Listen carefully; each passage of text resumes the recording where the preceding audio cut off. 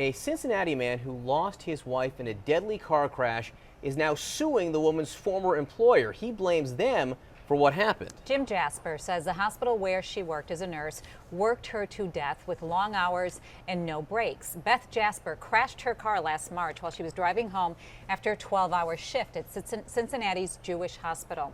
The family believes she may have fallen asleep behind the wheel. Mr. Jaspers claims the hospital knew it was woefully understaffed and that his wife was extremely stressed and fatigued.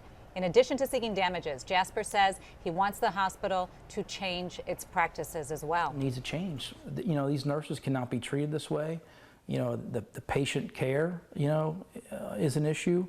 But they can't continue to work these nurses and expect them to pick up the slack because they don't want to staff the hospitals. So the parent group of Jewish Hospital Mercy Health Group says its hearts go out to the family, but it does not comment on pending litigation. The question, Sonny, is in a case like this, how do you prove that the amount of work that they were doing in the hospital leads to a death?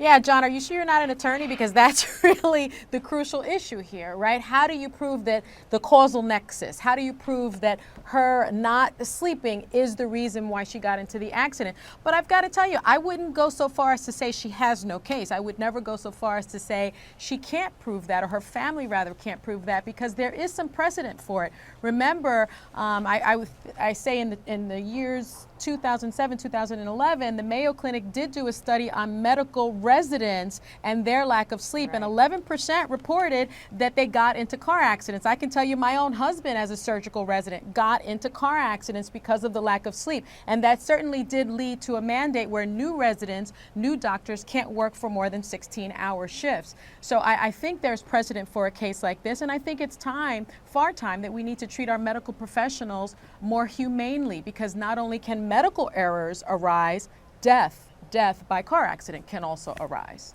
Well, Danny, what Sonny is talking about are our residents in particular, but when you talk about the entire population, the staff of the hospitals, is the hospital required to meet certain staffing levels? Do they have a case when it pertains to that? Oh no, the hospital has a case because this entire complaint could get thrown out of court because of what we call the workers' compensation bar. This employee, generally employees can't sue their employers for work-related injuries. There's a way around it, which is why this complaint, which I've reviewed, alleges an intentional act. But simply knowing that there was a risk of their employees being tired and an intentional act are different things. And I don't know that the plaintiff has gotten by this bar. Now, they've noted some important pieces of evidence, which are that they held a meeting after this incident and employees of the hospital said they, quote, dropped the ball, allegedly. But even if they did, suing your employer is exceedingly difficult, getting over that threshold.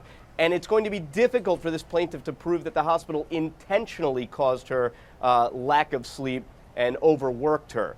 Simply put, I think the plaintiff in this case has an uphill battle.